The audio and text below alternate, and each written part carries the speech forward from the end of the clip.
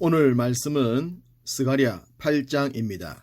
진리의 성, 여호와의 성산이라는 주제로 말씀을 전하겠습니다.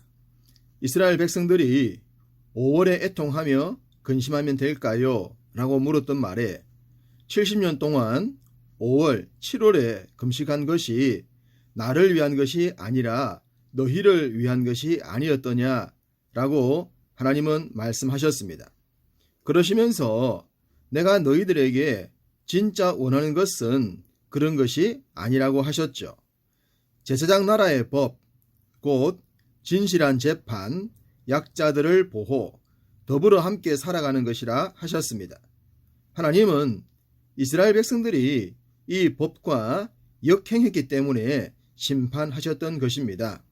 그리고 약속하신 70년이 찼을 때에 그들이 온전히 회개했을 때에 성전 재건을 통해 회복의 역사를 전개하셨습니다.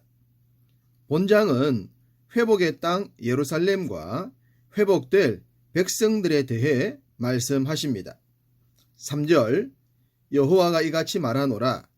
내가 시온에 돌아와 예루살렘 가운데에 거하리니 예루살렘은 진리의 성읍이라 일컫겠고 만군의 여호와의 산은 성산이라 일컫게 되리라. 진리와 무관하게 범법 행위가 횡행했던 예루살렘이 이제는 진리의 성읍과 여호와의 성산이 될 것이라고 하셨습니다. 진실한 재판이 행해지는 곳이 곧 진리의 성읍이지 않겠습니까?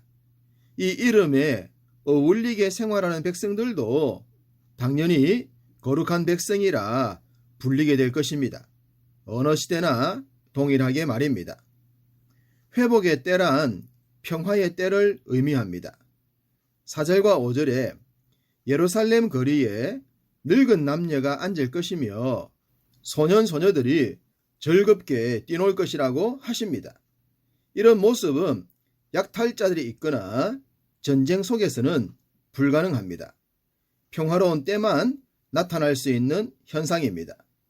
노예 생활을 하거나 포로 생활을 하게 되면 보여줄 수 없는 모습인데 이제는 더 이상 그런 고통의 때가 없을 것이라고 하십니다.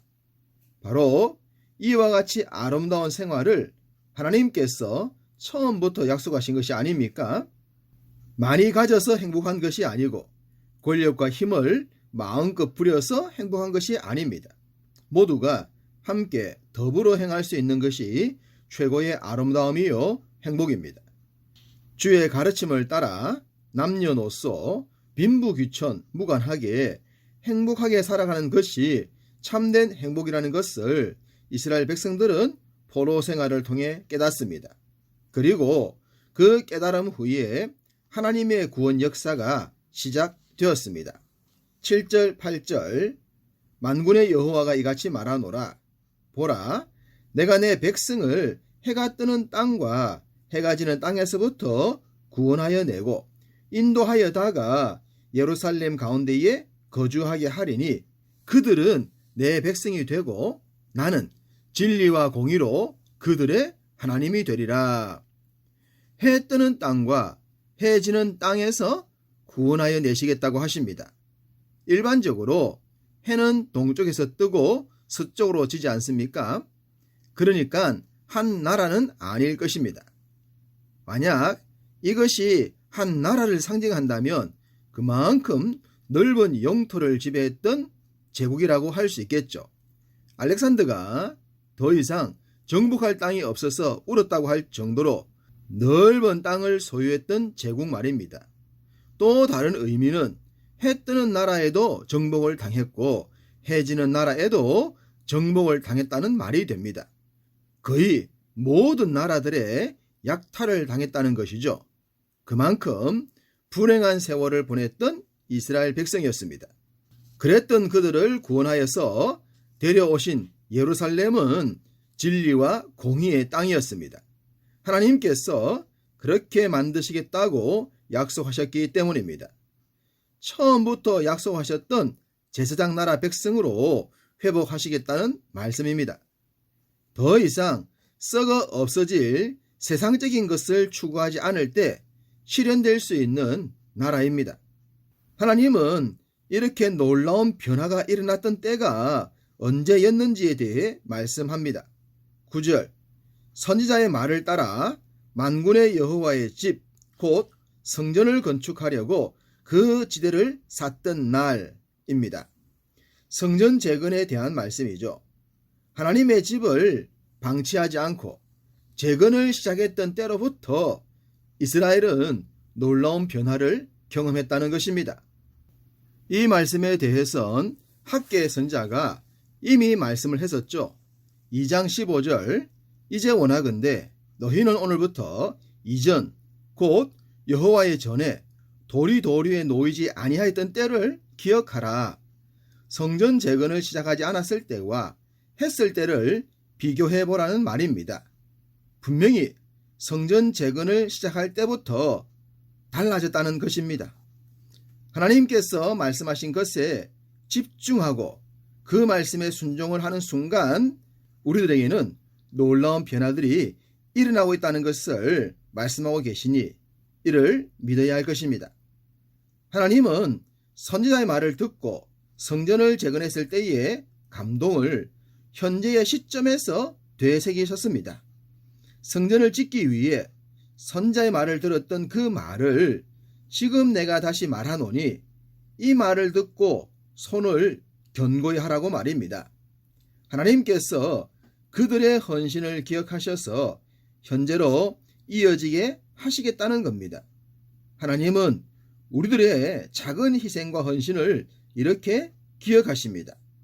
과거의 일로 끝내시지 않고 언제나 현재처럼 기억해 주시는 것입니다. 13절, 너희가 지금까지 이방인 가운데에서 저주가 되었으나 이제는 내가 너희를 구원하여 너희가 복이 되게 하겠다고 하셨습니다. 믿습니까? 그들이 수고했던 것을 복으로 갚아주신다는 말씀입니다. 하나님은 뒤끝이 참 좋으신 분이십니다. 그렇기 때문에 언제나 좋은 것으로 갚아주십니다. 하나님은 기억력이 좋으셔서 잊어버리시지도 않습니다. 반드시 누르고 흔들어 더하여 채워주십니다. 그러니 사람들이 생각해 주지 않는다고 마음 상하지 말고 주가 주실 은혜를 생각하고 더욱 신실한 주의 길을 걸어야 할 것입니다. 하나님은 약속하신 것을 반드시 이루십니다. 그런데 인생은 받은 은혜를 곧잘 망각합니다. 그래서 또다시 옛날로 돌아가곤 하죠. 하나님은 이스라엘을 회복시키시면서 이제는 더 이상 그런 삶을 살지 말라고 하셨습니다. 16절과 17절, 너희가 행할 일은 이러하니라. 너희는 이웃과 더불어 진리를 말하며 너희 성문에서 진실하고 화평한 재판을 베풀고 마음에 서로 해하기를 도모하지 말며 거짓 맹세를 좋아하지 말라. 하나님께서 처음부터 말씀하셨던 진실과 공의와 긍휼과 화평에 대한 말씀입니다. 포로가 되고 노예가 되었을 때에 고통과 아픔을 잊지 말고 더 이상 약자들로 하여금 그런 환경에 처하지 않게 하라는 것입니다. 은혜가 무슨 뜻입니까? 내가 수고하지 않았음에도 받은 것을 말합니다. 우리가 은혜를 잊지 않아야 갑질의 인생을 살지 않게 됩니다. 내가 수고하여 얻어낸 내 것이라고 생각하게 되면 거기서 문제가 생깁니다. 회복하여 주신 은혜를 잊지 않을 때 더불어 사는 삶이 가능하리라 믿습니다. 이전까지 이스라엘은 자신들을 위해 애통하며 금식했지만 이제는 진정한 금식을 하라고 하십니다. 19절, 만군의 여호와가 이같이 말하노라.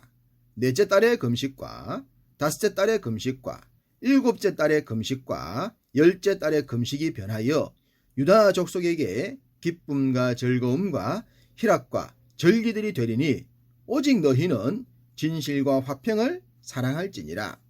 진짜 금식은 이사야 선지자가 말했듯이 진실과 화평을 추구하는 삶입니다. 굳이 음식을 먹지 않으면서까지 힘들어할 필요가 없습니다. 삶의 현장 가운데서 주의 말씀을 따라 살아가는 것, 그것이 주님이 기뻐하시는 것입니다.